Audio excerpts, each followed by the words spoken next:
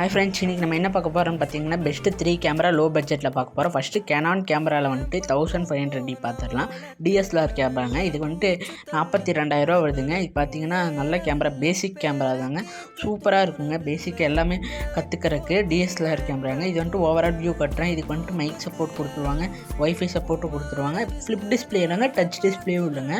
இப்போ வந்துட்டு 3000D பார்க்குறாங்க. இது வந்துட்டு அதே மாதிரி கேமரா தாங்க. இதுக்கு வந்துட்டு ஃப்ளிப் டிஸ்பிளே இல்லை, டச் டிஸ்பிளே இல்லை, மைக் இம்போர்ட் இருக்குது, ஒய்ஃபை சப்போர்ட் இருக்குங்க. இது வந்துட்டு சூப்பரான கேமரா. இதுக்கு வந்துட்டு 18 to 55mm லென்ஸ் கொடுத்துருவாங்க ஒரு லென்ஸு.